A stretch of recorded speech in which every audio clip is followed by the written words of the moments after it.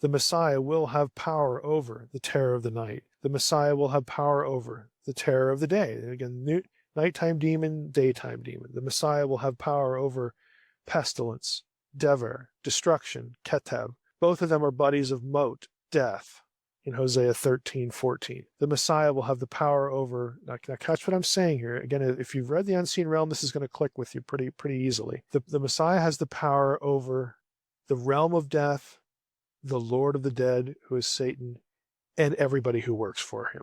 We really have to begin, surprisingly enough, in the Old Testament. And this is going to be some obscure stuff, but I'm going to quote one passage in the Old Testament. Then I'm going to quote it in the Septuagint, the Greek translation of the Old Testament. Again, that a lot of people, a lot of Jews or Gentiles, would have been familiar with. I mean, mostly Jews before we have the first Advent, because if you're a Gentile, you don't really have any interest in reading stuff that Jews wrote. I mean, if you're an intellectual, you might, but again, the masses don't. When Gentiles start becoming converted after, the resurrection, the ministry of the apostles, well, then you get a lot of Gentiles reading the Septuagint because, hey, that's your Bible. This is where the Messiah was presented. Well, prior to that, again, you do have something in the Septuagint that the Jewish community, because they're the ones who are going to be reading this, either in Hebrew or the Targum's Aramaic, or in this case, the Septuagint, they're going to be familiar with this idea. And so I'm going to start with a passage from 1 Kings 4. I'm going to read it, both versions, and then we're going to go into the Dead Sea Scrolls and talk about extra psalms that are in the Dead Sea Scrolls, at least one of which actually shows up in the Septuagint. So again, people would have been familiar with the material. So prepping it that way, here we go. In 1 Kings 4, 29 through 34, the Masoretic text, and again, the traditional Masoretic text reads as follows. And God gave Solomon wisdom and understanding beyond measure, and breadth of mind like the sand of the seashore, so that Solomon's wisdom surpassed the wisdom of all the people of the East, and all the wisdom of Egypt. Skipping to verse 32, he, Solomon, also spoke 3,000 proverbs, and his songs were 1,005. He spoke of trees, from the cedar that is in Lebanon to the hyssop that grows out of the wall. He spoke also beasts and birds and reptiles, fish, so on and so forth. So that's 1 Kings 4, 29 through roughly 33, right around there. So we have the mention of Solomon. Solomon is obviously son of David, king. Okay, he's going to be a messianic figure in that sense. And we have here the information that he spoke 3,000 proverbs and his songs were 1,005. Big deal.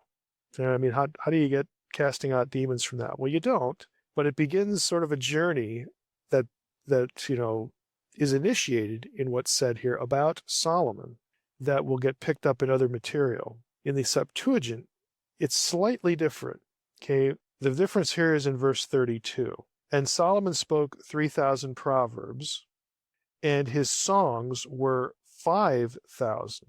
So there's a lot more songs in the Septuagint version than there are in the Masoretic text version. And that's because, as we move to the Dead Sea Scroll material, that's because the Jewish community, and of course the community that's part of the community that would have produced the Septuagint, knew of lots of other psalms.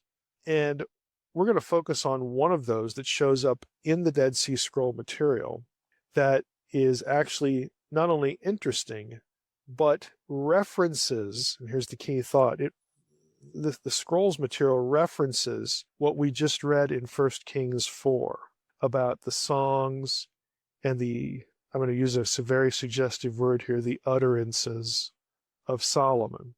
Okay, so this is 11Q.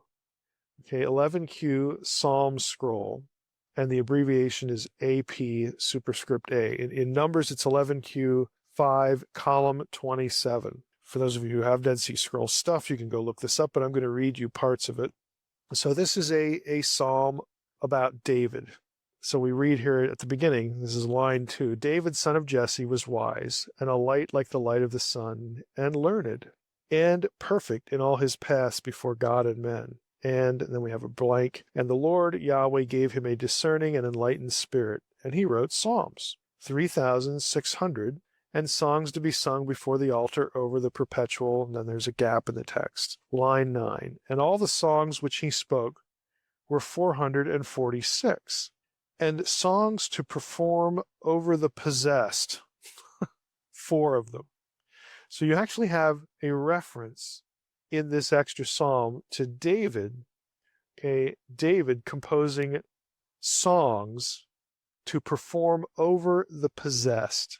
The total, again, of all of this was 4,050. Again, the total of his total output when you get down to that particular line 10 in that Dead Sea Scroll text. Now, the word translated possessed is more literally someone who has been assaulted, someone who has been, accosted. Again, the implication is by some external force. But it's just an odd line. Songs to perform over the possessed or over the assaulted, 4 of them.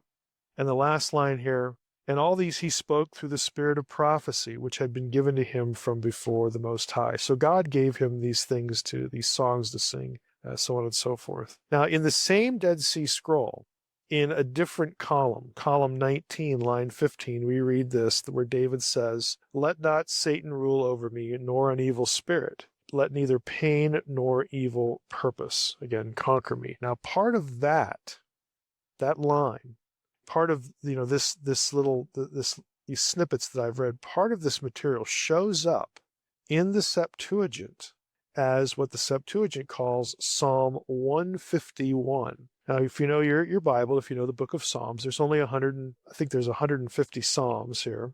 And, you've got this extra Psalm, the Masoretic Text, we've got this nice, neat number here. Where in the world do we get this extra Psalm? Well, if you think about the Psalms, let's just do this a little bit. There are references in the Psalms to the Psalms of David and others, not just David, but we're going to zero in on David here. The Psalms of David being collected.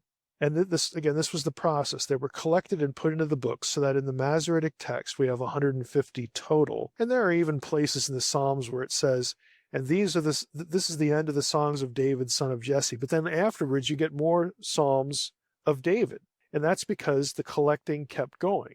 So at one point, they had a collection, Psalms of David, and then an editor, who was putting all this stuff together into the book that we know as Psalms. An editor says, "Hey, these are the Psalms of David, the songs of David, and this is all that we have." But then they find more, and those get added subsequently to those editorial comments in the book of Psalms as we have it today. Now, I mention that because here we have a 151st Psalm that actually winds up in Dead Sea Scrolls and Dead Sea Scroll material, and it was added to the collection that becomes part of the Septuagint. So in the Septuagint, the Greek translation of the Old Testament, if you turn to the book of Psalms, you're going to have an extra one. You're going to have Psalm 151. And in that Psalm, you get, again, some of this material about don't let Satan rule over me or an evil spirit. Of course, the implications are because of what David had written, songs to perform over the possessed, and that he has power to deliver people from being bound by demons. Now, let's go to another one, Psalm 91. This is Psalm 91, which, again, you have your traditional version, okay, what you would read in most translations, translating the Masoretic text. You have a version of this that comes from the Dead Sea Scrolls, Psalm 91 at Qumran. Again, and not coincidentally, it is part of this same scroll, the 11Q Psalm scroll that I've been quoting already. And then, of course, you also have a version of this in what becomes known as the Septuagint. Now, I'm going to read you this. There are 4 things in here that are very interesting that speak to this issue. And for those of you who remember the Fern and Audrey episode, Fern and Audrey and I have discussed some elements of this particular psalm because of the work they do. Again, they don't do renunciation prayers or anything like that. They're not deliverance ministry. What they do is different, but they have used the material in this psalm and some other things to help them do what they do. And I think you'll understand why that's relevant as we read through this. So I'm just going to go, we'll pick, one of the versions because I'm going to actually link out to a few things and then talk about where it might be different. But we read here, Psalm 91, "He who dwells in the shelter of the Most High." Okay, now look at the reference. We already had Psalm 151. Again, don't let Satan rule over me. We already had a portion of an extra psalm material that had songs about dealing with possessed people. And there was a reference made to, hey, David wrote these things through power given to him from the Most High.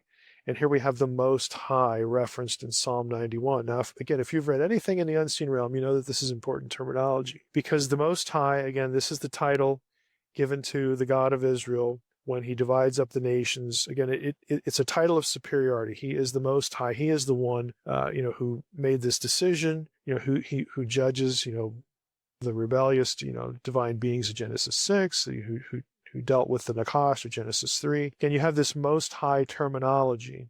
And that's important because you have to assert authority. You have to presume and assert and actually legitimately have authority over other Elohim, over other divine beings.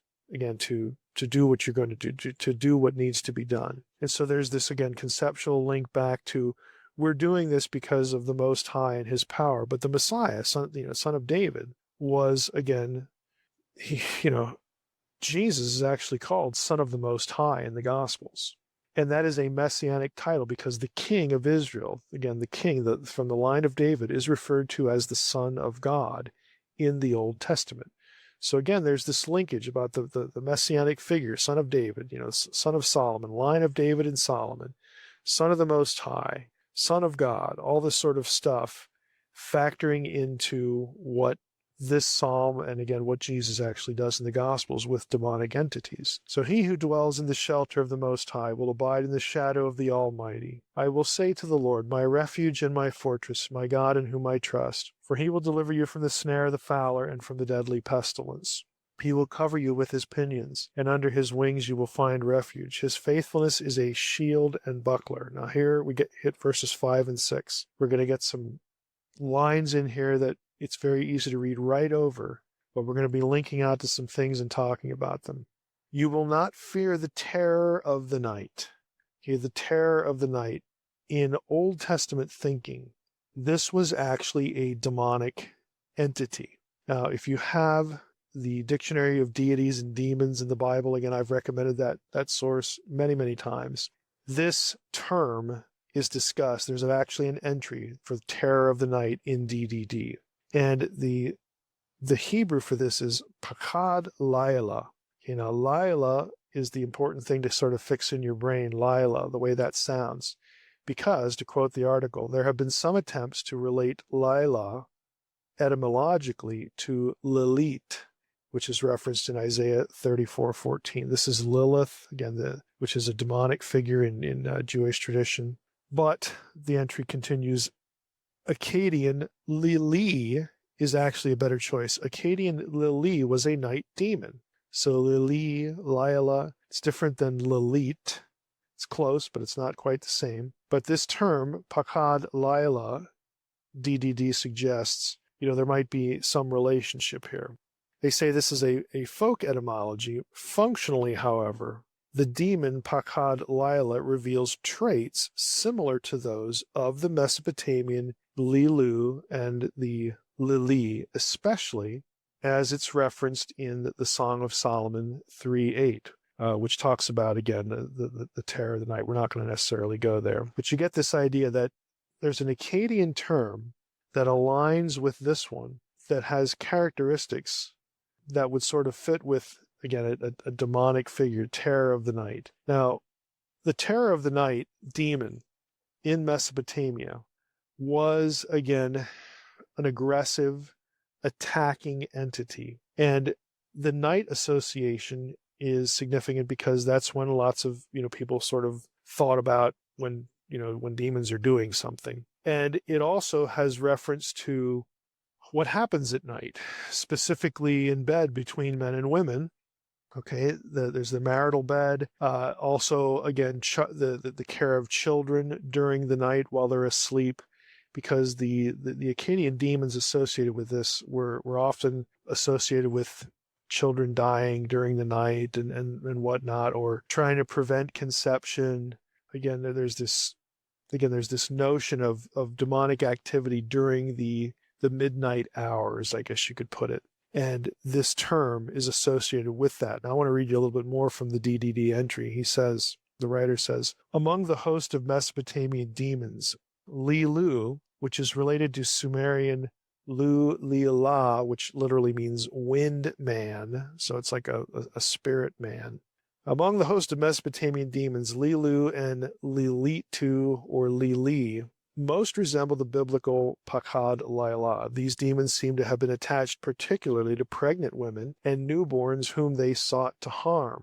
They are conceived as harmful to brides and grooms whom they attack on their wedding night and prevent the consummation of the marriage. As an attacker of brides and grooms, Lilu, or especially in Jewish tradition, Lilith, comes close, now catch this line, comes close to the incubus and succubus demons known from all over the world.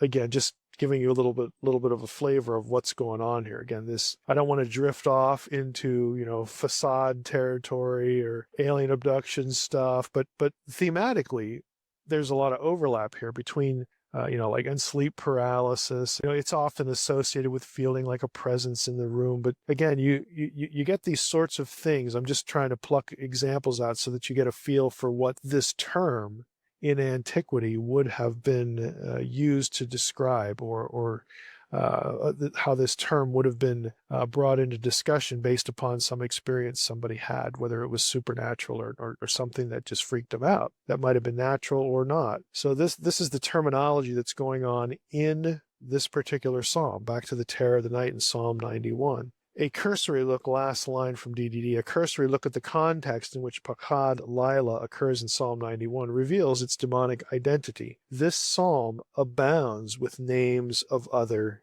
demons. And it does. Let's go back to Psalm 91. Verse 5, we read, "You shall not fear the terror of the night." Here's the next one. "Nor the arrow that flies by day." And you say, well, isn't that just like an arrow? I don't want to get stuck with an arrow that somebody shot off. Well, again, there's a little bit more to it than that, especially if you are reading this psalm in the Septuagint. Because in the Septuagint, instead of arrow that flies by day, you actually get daimonion mesame brinon, which means midday demon.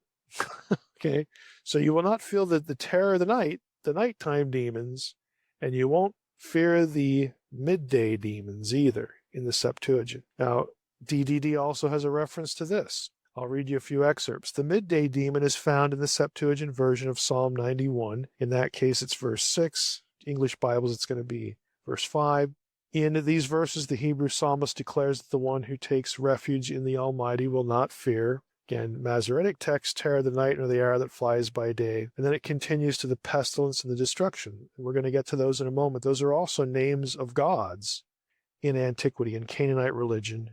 And those gods are referred to as demons in the Septuagint. But just hold that thought for a moment. So back to the entry for midday demon. Again, this is the Septuagint version. The Septuagint translators, continuing with the entry, confronted a different Hebrew text. And then he references probably the same ones that Aquila and Symmachus used. And then he gets into the Hebrew for what they probably read. Destruction and demon of noontime. Again, according to the Hebrew text they probably had, which the Septuagint renders as misfortune and the midday demon. So it's very clear in the Septuagint that what they are reading, and again, DD says they probably, had a text that actually led them this direction. A Hebrew text is a little bit different than the Masoretic text, but in this verse, the psalmist is saying, you won't, if you're under the shelter of the Most High, the one who's really in charge of, again, all these other entities,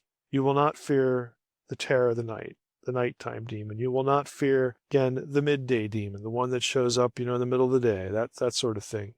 You won't need to fear these things. Now, before we leave this, if you go with the Masoretic text, the arrow that flies by day, there are scholars who would actually argue, and I think this is a reasonable argument, that the reference to the arrow provides a clue actually to a demonic entity, because in Canaanite religion, the god Reshef, who was a plague god, is represented as an archer, someone who shoots arrows. And so that might have contributed, that knowledge in antiquity might have contributed to the Septuagint translator when he's looking at what he looks at and he has different options.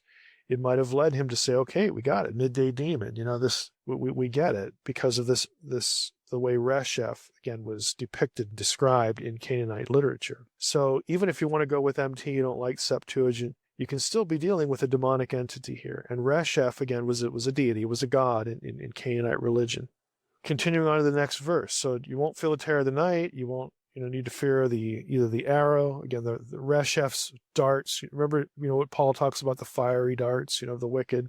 It's the same idea, but here in the Old Testament, that here you have a deity associated with this, represented as an archer, shooting at his victims, that sort of thing. Or if you go with the Septuagint, the midday demon. We continue. Nor will you have to fear the pestilence that walks in darkness, nor the destruction that wastes at noonday. Now, so catch what the psalmist just did there. The previous verse, we have terror of the night, nighttime demon, and then we have a daytime demon. Next verse, we have the pestilence that's stalking in the darkness. There we go with nighttime, nor the destruction that wastes at noonday. Here we have noonday reference again. So you could take verses 5 and 6 as parallel to each other. It's another way, again, instead of it yielding 4 demonic figures, it would only be 2 demonic figures described 2 times in different ways. Either way, these are hostile divine entities, hostile gods in Canaanite literature that are, again, viewed as the forces of darkness, spiritual forces of darkness, that the psalmist is saying you don't need to fear these things. Now let's talk about pestilence a little bit, this term.